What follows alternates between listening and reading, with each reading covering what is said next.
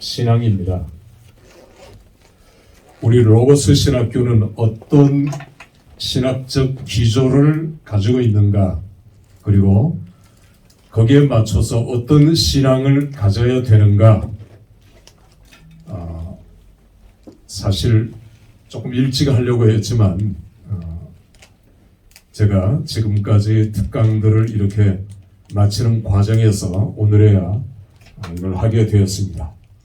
로고스 신학교의 신학, 먼저 신학은 성경 무오류입니다. 무오류. 말 그대로 성경 66권은 오류가 있다 없다? 없다. 없다. 오류가 없다. 하나님의 말씀으로서 성경 66권은 오류가 없다. 우리는 이걸 믿어요. 단 번역상의 오류는 있을 수 있다. 번역상의 오류는 예를 들어서 우리말 성경이 완벽하지만 그러나 우리말 성경에 이제 처음 번역이 될 때 로스나 맥켄타이어 목사님에 의해서 선교사 번역될 때 비파 헬라어 원문 성경에는 비파로 되어 있어요. 서양학교 중에 제일 큰 게 비파예요. 비파 알죠? 이렇게 생긴 현악기예요. 현악기 중에서 제일 큰 건데 요한계시록에는 비파라고 번역을 안 해놓고 뭐라고 번역했어요? 검은고 소리에 맞춰서. 그러니까 한국 사람들은 그 당시 조선시대 사람들은 비파를 본 적이 있어요, 없어요? 본 적이 없어요. 아무도. 비파 그러면 본 적이 없는데 그걸 뭐 그림으로 그린다고 이걸 알 수 있을까요? 그러나 한국의 동양의 제일 큰 현악기는 검은고였거든요. 검은고. 그래서 검은고는 뉘어서 하는 거지만 검은고라고 의역입니다. 이건 의역을 한 거예요. 그래서 검은고라고 번역을 했지만 이게 틀렸다라고 얘기할 수 없는 거예요. 그러니까 이런 번역상의 오류는 있을 수 있다는 거죠. 또 1.1획 오류가 없다는 건데 하나님의 말씀은 1.1획 1.1획 할 때 그 히브리어로 요드를 얘기해요. 모음 아닙니다. 왜냐하면 옛날에는 모음이 없었거든요. 이게 500년, AD 500년 이후에 마소라 학자들이 만든 게 모음인데 구약 성경이 기록될 때는 모음이 없었어요. 그래서 1.1획 할 때 1점은 요드를 가리켜요. 요드가. 히브리어 알파벳 알렙, 베트, 기멜, 다렛 뭐 이제 요드예요. 그 다음에 1획 할 때, 획을 긋는다 할 때 이게 히브리어로 해입니다. 해. 알파벳 해라고 번역을 해요. 해. 그런데 이 숨구멍이 닫혀져 있으면 해.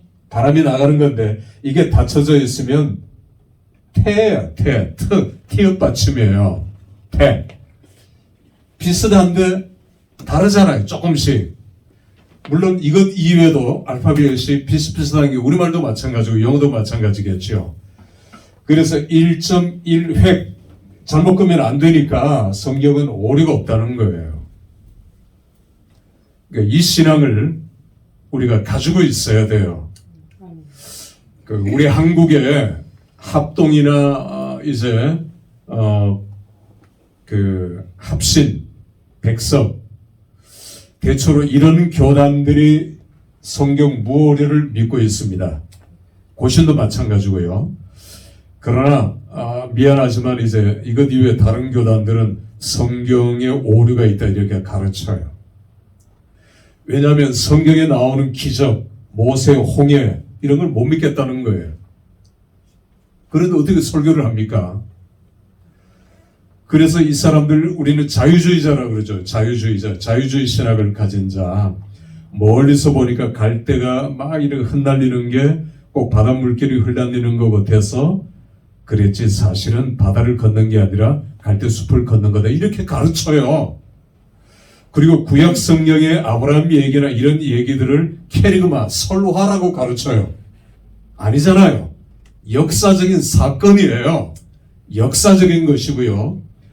성경 66권 전체는 오류가 없다. 이게 성경 무오류입니다. 이게 우리가 믿는 거예요. 자, 또 하나는 축자 영감입니다. 축자 영감. 축자라는 말은 함축되어 있다는 거예요. 모든 성경 말씀이 다 하나님의 감동으로 영감, 하나님의 감동으로 성령으로 압축, 함축되어 있는 것을 믿는 것이 축자 영감이에요. 인간의 말이 아니라 축자 영감에는 두 가지가 있습니다. 하나는 유기적 영감과 또 하나는 기계적 영감이 있어요. 자, 유기적 영감은 유기적 생명체, 생물체입니다. 유기라는 건 이제 그래서 하나님께서는 기계적 영감부터 얘기하면 기계적으로 쓰셨다는 거예요. 성령이 역사하셔서 오직 성령이 역사하셔서 기계적으로 성경 66권을 기록하게 했다는 게 기계적 영감설입니다. 역시 일리는 있어요. 또 성경적이긴 해요. 그러나 유기적 영감은 하나님께서는 그 사람의 학력, 지식, 출신, 직업, 그리고 재능, 은사, 이 모든 것들을 활용하셔서 성령의 감동으로 성경을 기록하게 하셨다는 것이 유기적 영감설입니다. 자, 여러분은 어떤 게 더 와닿아요? 유기적 영감. 예? 예? 유기적 영감. 기계적 영감은 고신측, 재건파 이런 곳에서 기계적 영감설을 강조합니다. 가르쳐요. 제가 이것도 어느 정도 일리는 있다 했습니다. 그러나 우리가 성경은 40명의 저자에 의해서 1600년의 기간에 걸쳐서 기록됐거든. 나라도 달라요. 언어도 달라요. 그러나 성경의 유니티피케이션, 통일성이 있어요. 통일성. 그죠? 하나님에 대한 얘기가 벗어나지 않아요. 예수 그리스도 오실 메시아에 대한 얘기가 벗어나지 않아요. 엉뚱한 얘기, 잘못된 얘기가 성경에 기록되어 있지 않단 말입니다. 유기적 영감설을 우리는 믿는 것입니다. 성경 무오류설, 축자 영감의 유기적 영감, 우리는 이걸 믿는 거예요. 자, 그래서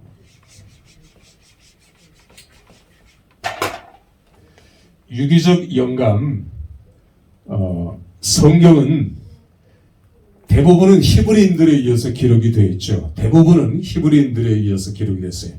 그래서 히브리인들의 의식, 히브리인들의 사고방식을 하나님께서는 활용하셨단 말입니다. 성경을 기록할 때. 그러면 히브리인들의 의식이 어떤 게 있을까요? 첫 번째는 반복입니다. 반복. 우리나라하고 정서가 비슷해요. 반복해서 얘기합니다. 반복해서. 성경도 듣기 싫을 정도로 반복할 때가 많잖아요. 계속 반복해요. 예수님도 그렇죠. 때로는 듣기 싫은데 반복합니다. 왜? 중요하니까 강조하기 위해서예요. 이게 히브리인들의 의식 구조예요. 한 번만 얘기하는 것이 아닙니다. 강조하기 위해서 반복합니다. 그래서 여러분들이 성경을 읽을 때 반복해서 나오는 단어들이 있잖아요. 반복해서 나오는 문장들의 동그라미를 치면은 이게 주제고 강조하는 거예요.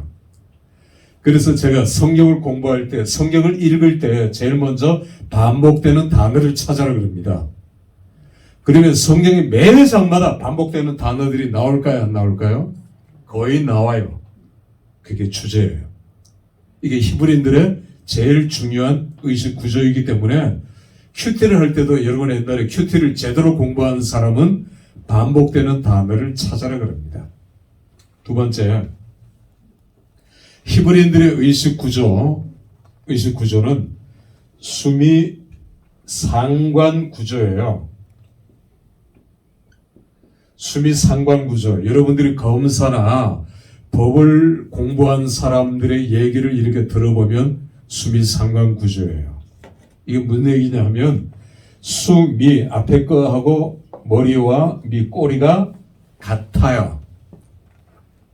머리와 꼬리가 같아요. 다시 말하면 맨 처음에 강조하고 맨 나중에 결론적으로 다시 한번 강조하는 것이 수미 구조, 수미 상관 구조인데 히브리인들은 이걸 즐겼어요.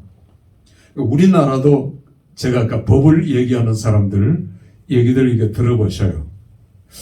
수미 상관 구조를 사용하고 있습니다. 이건 우리가 설교할 때도 꼭 필요해요. 예수님께서 이제 12살 난 마가복음 5장에 12살 난 아이를 고치러 가다가 누굴 만났나요? 12년 된 혈류병 환자를 만났어요. 12와 12가 겹쳐집니다. 12는 완전수거든요. 3 곱하기 4는 12 완전수고 3 더하기 4는 7 완전수인데 7은 움직일 수 없는 완전수예요. 문자적인 완전수예요. 꼭 7번, 7째 날, 7바퀴, 8바퀴가 아닙니다. 이건 움직일 수 없는, 변형될 수 없는 완전수가 7이에요. 그러나 12도 완전수예요. 3 곱하기 4. 이거는 변형될 수가 있어요. 12제자, 그 중에 하나가 빠지고, 새로운, 빠졌을 때는 열어나고, 들어왔잖아요. 변형될 수가 있어요. 12지파도 마찬가지예요. 단지파 빠졌다가 이런 식으로 우리가 성경을 자세히 읽으면 12라는 숫자와 7이라는 숫자, 요한계시록도 마찬가지죠. 12와 7이 수십 번이 반복되면서 나오고 있어요. 창세기 1장부터 1장 1절 제가 늘 이 얘기 하잖아요. 베르시트 바라 엘로임 에트 하샤마임 베트 하아레츠 7개 단어. 왜 하나님께서는 7개 단어를 쓰셨을까? 그리고 창세기 1장을 보면 계속 7개가 나오잖아요. 저녁 되면 아침이 되니. 그게 7번 나와요. 좋았더라. 나중에 심히 좋았더라. 7번. 7이라는 숫자의 비밀이 계속해서 나와요. 그 이외에도 많이 나와요. 그러니까 왜 하나님께서는 완전수 7을 쓰셨는가? 완전하신 창조예요. 완전하신 창조자 엘로힘. 그게 하나님의 이름, 하나님의 호칭이에요. 그래서 7이라는 숫자를 강조하고 있는 것입니다. 이게 요한계시록에 와서도 7교회, 7인을 떼고 7나팔을 불고 7대접을 쏟고 자, 수미 상관구조가 성경에도 이렇게 맞춰져요. 창세기부터 계시록까지.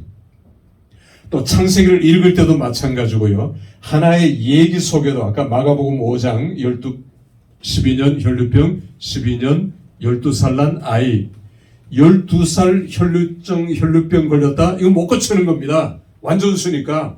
의사 다 가봤어요. 이 의사 저 의사. 현대의학도 못 고쳐요. 그럼 누가 고쳤습니까?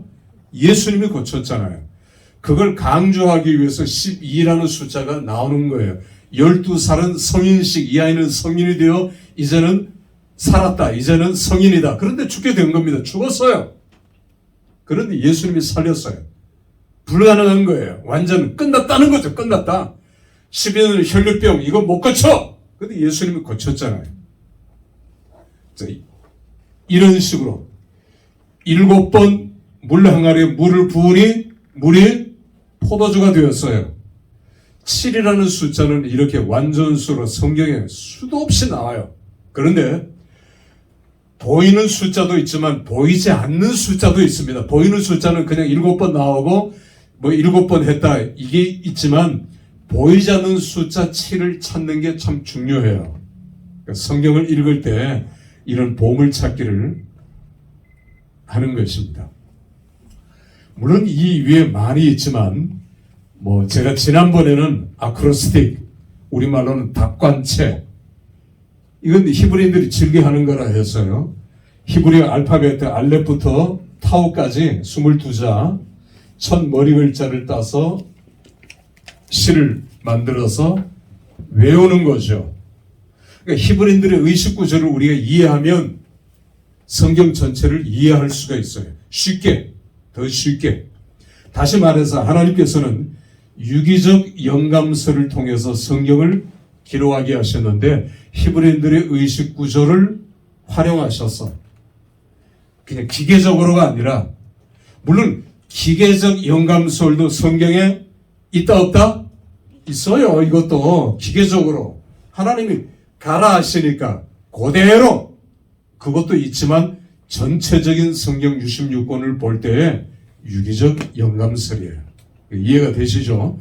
이것이 우리가 믿는 신학입니다. 신학. 자, 그러면 우리의 삶 속에 자, 그건 세 번째 보고요.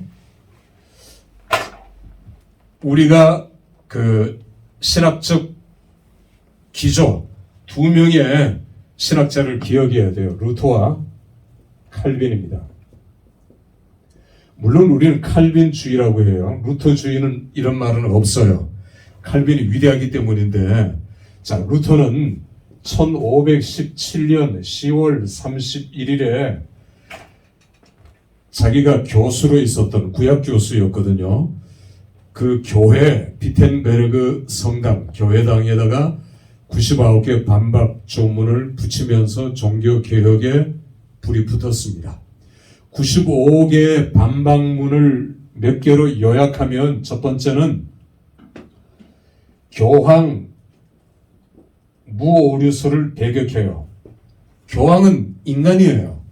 교황도 인간입니다. 예수님의 12제자도 그렇고 예수님을 제외한, 하나님을 제외한, 성령님을 제외한 누구도 오류가 있어요. 아무리 은혜를 많이 받고 성령 충만한 목사, 교수로 할지라도 오류가 있다는 걸 인정해야 돼요. 그런데 캐톨릭에서는 어떻게 가르칩니까? 교황 무오류소를 가르쳐요. 잘못된 거죠. 교황도 인간이에요. 오류가 있다는 겁니다. 그리고 면죄부 판매, 이건 사기라는 거죠. 면죄부 판매는 사기죠.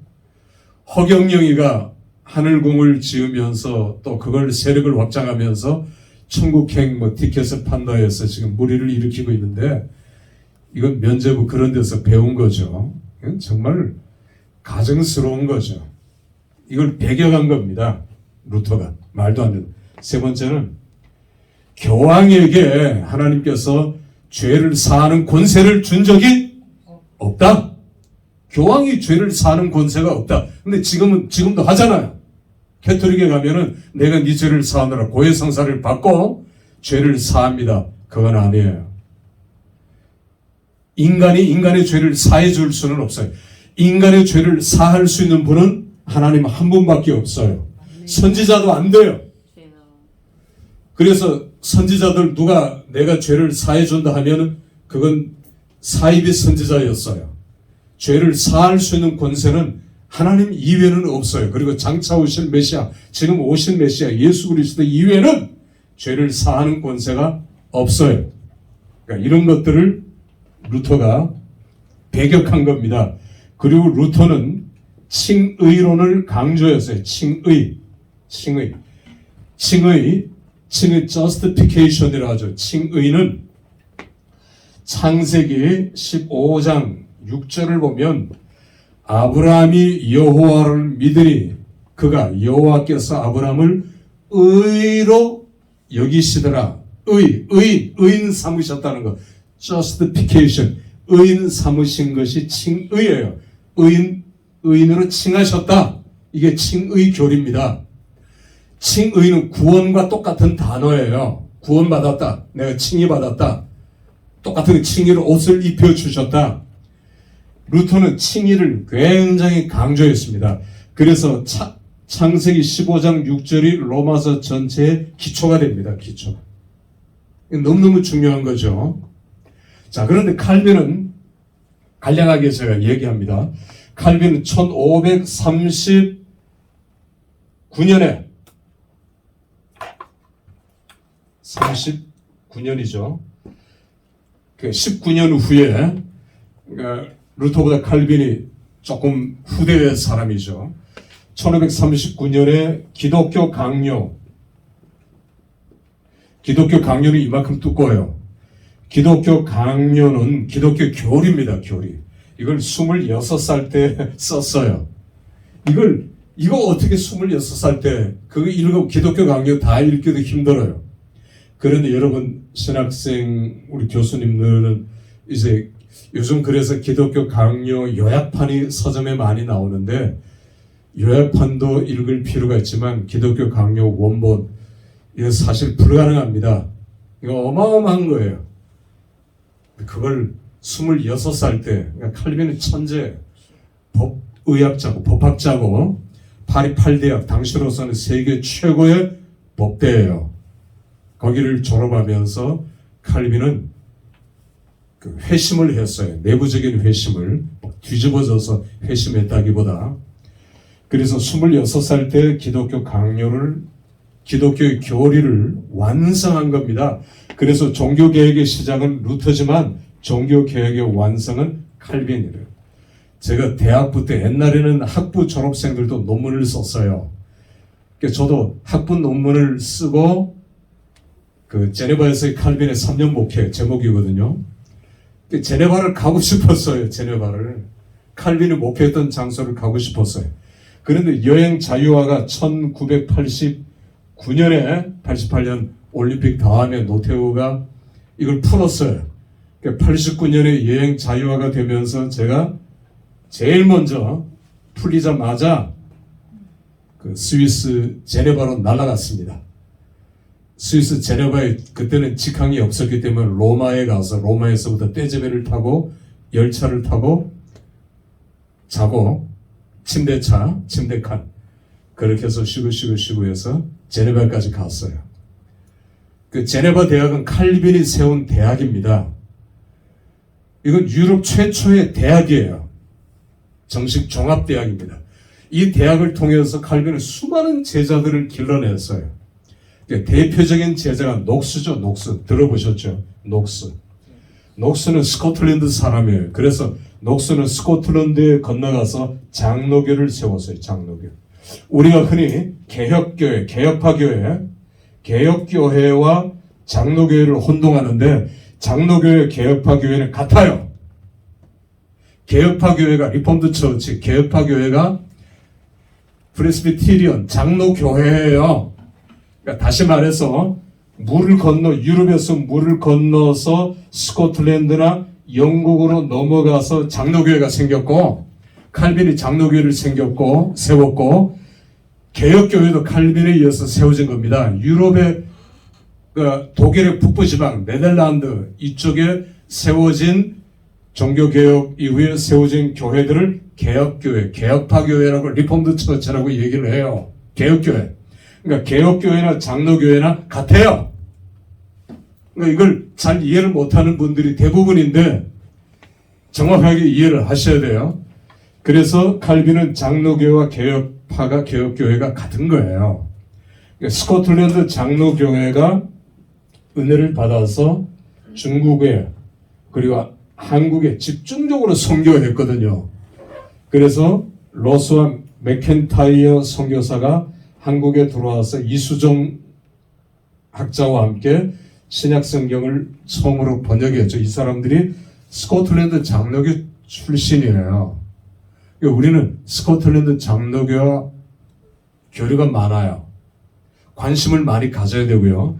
그러니까 이 사람들이 가져온 성경이 영국과 스코틀랜드는 킹 제임스 버전, 흠정역이라 하죠. 흠정역은 바쳤다. 제임스 6세 왕에게 이걸 웨스트민스터 교회당에 모여서 수십 년 동안 성경을 번역해서 제임스 6세에게 바쳤다. 흠정했다 해서 흠정역 킹 제임스 버전이에요.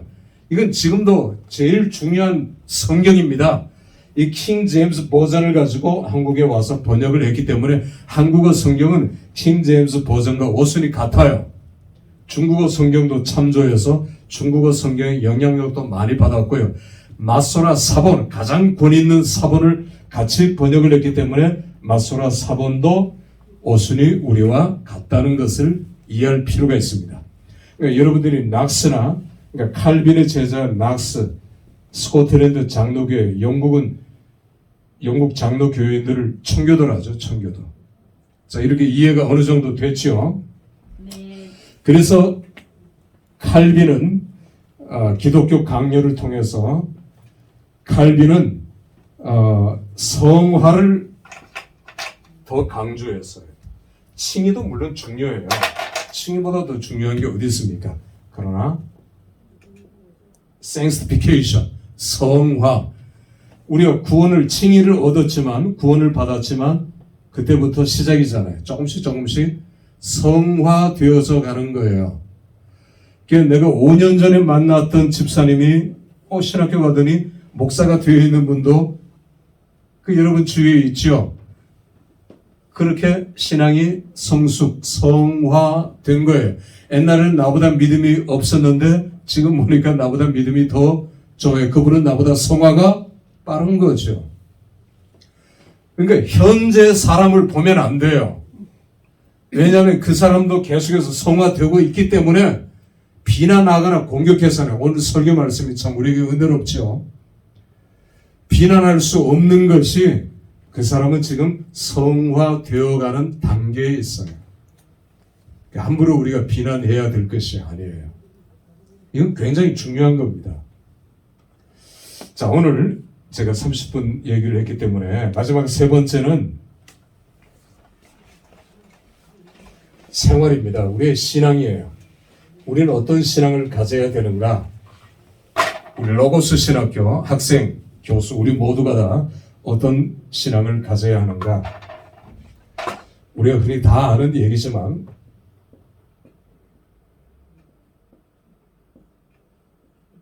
라틴어죠. 다 읽어보셔요. 시작. 예, 코란데오죠. 영어로는 In the face of God. 하나님의 면전에서입니다. 늘 내 앞에 하나님이 있다. 하나님이 계시다. 하나님이 계시는데 내가 범죄할 수 없죠. 하나님이 내 앞에 있는데 내가 함부로 말하거나 욕을 하거나 남을 비난하거나 공격하거나 그럴 수 있다 없다? 없어요. 하나님의 면전에 늘 이 생각을 해야 돼요.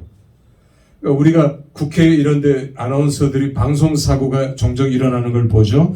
마이크가 꺼졌는 줄 알았는데 그 켜져 있는 거예요. 그러니까 늘 우리는 마이크가 켜져 있다라는 생각, 카메라의 앵글이 늘 돌아가고 있다는 생각, 하나님 늘 보고 계시잖아요. 이걸 우리가 믿는다면, in the face of God, 이걸 믿는다면, 코람데오를 믿는다면 늘 하나님 앞에서 두렵고 떨림으로 살아야 돼요. 이게 우리의 자세이어야 합니다. In the face of God입니다. 그래서 우리가 칼빈이 코람데오를 제일 강조했어요. 저는 칼빈이 혼자서 사역한 건 아닙니다. 칼빈이 프랑스에서 위고노 이제 교인들이 핍박을 받아서 성 바돌로음의 축제일 때 다 죽였어요. 수많은 위고노들이 죽었어요. 칼빈은 이걸 피해서, 칼빈은 프랑스 사람입니다.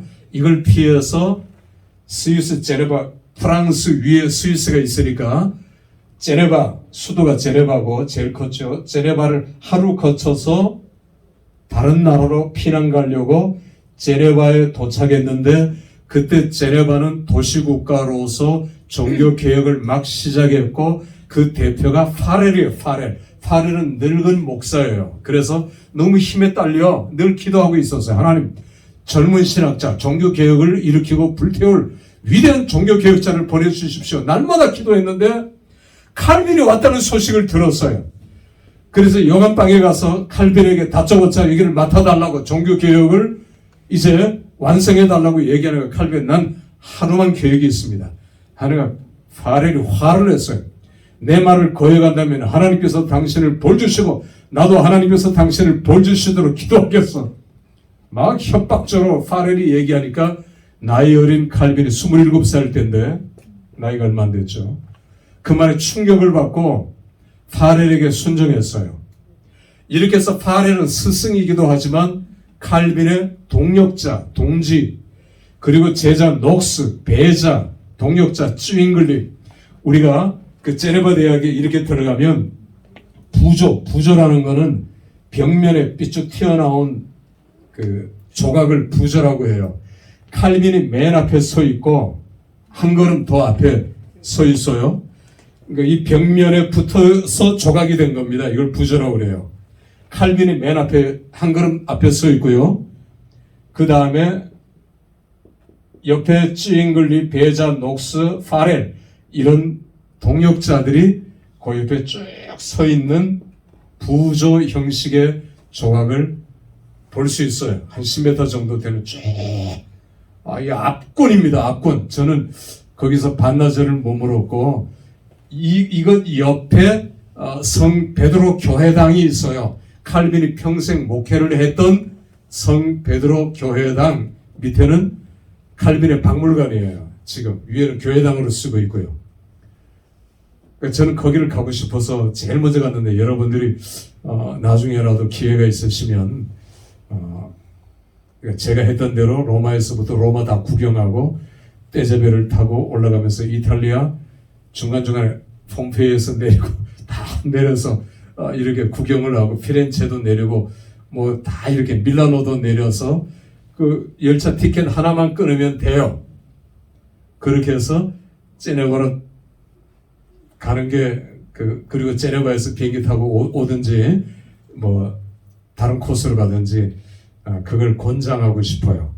그리고 그런 이제 어떤 이제 여행사 프로그램이 있으면 좋을 텐데 아직은 뭐 안 나왔는데 저는 30년 전에 저는 그런 면에서 선구자입니다.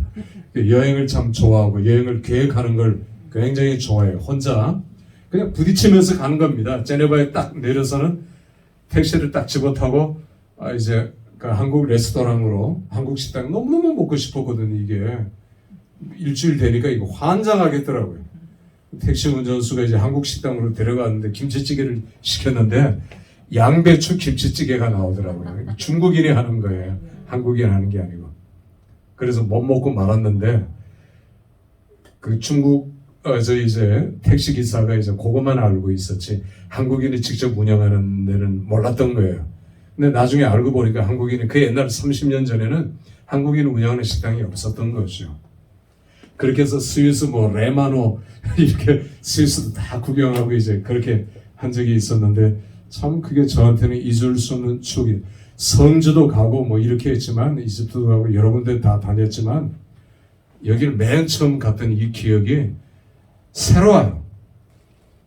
족족마다 너무너무 새롭고 잊을 수 없는 추억이었고 제네바 대학에서 저는 많은 감동을 받았고 제네바 대학 이렇게 여기저기 구경하고 다니면서 은혜를 많이 받았습니다. 자, 그래서 마지막 제가 코람데오 칼빈을 거슬러 가면은 요셉이에요. 요셉. 그죠? 요셉은 하나님 앞에서의 삶을 살았잖아요. 그러니까 범죄한 적이 없었죠. 요셉. 그러니까 요셉은 처음엔 꿈꾸는 자였고 드리머 꿈꾸는 자였고 그 다음에 비전을 품는 자가 되었어요. 처음에는 꿈꾸는 자, 그 다음에 비저너리, 세 번째는 해석자의 삶을 살았어요. 술 맡은 관원장, 떡 맡은 관원장, 해석자의 삶.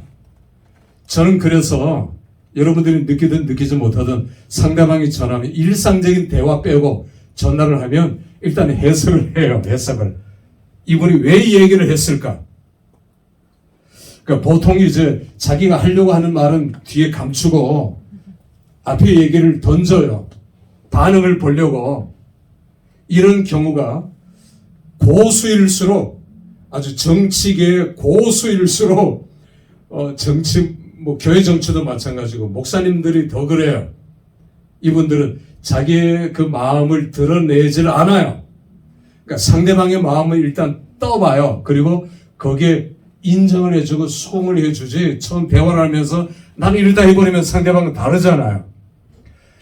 우리가 대화를 할 때에 해석자의 삶이 필요해요. 요셉같이. 그냥 덤벙거리면서 대답하거나 이렇게 하지 말고 조금 이제 텀을 두거나 제가 기도해 보고요. 생각해 보고 보다 기도해 보고요. 그리고 왜 이분이 이 얘기를 하는가? 왜 이 말을 하는가? 나를 떠보기 위해서 이 말을 하는가? 그런 것들을 해석할 수 있는 능력이 이건 요셉같이 정말 엎드려 기도 많이 해야 되고요. 그렇잖아요. 요셉같이 늘 하나님 앞에서 신실하고 정직한 삶을 살아야 되고요. 그래야 알게 되고 깨닫게 되고 보이는 거지 아무한테나 하나님께서 이 은사, 이 능력, 권능을 주시진 않죠. 여러분들 짧은 시간이지만 이건 참 중요한 것이기에 로고스 신학교의 신학과 신학을 살펴보았습니다. 우리는 성경 무오류를 믿고 축자 영감을 믿고요. 그러나 우리 신학교만의 신앙, 우리가 어떤 신앙을 가져야 할 것인가. 그리고 칼빈과 루터 제일 중요한 신학자들에 대해서도 살펴보았고 또 이 특강은 몇 시간에 걸쳐서 시간이 있으면 하도록 그렇게 하겠습니다. 마치겠습니다. 하나님 감사합니다. 부정한 종 또 녹화를 하게 하셔서 유튜브로도 이렇게 듣게 하시고 우리 많은 학생들, 신학생들, 주의 종들 함께 나누게 하심을 감사합니다.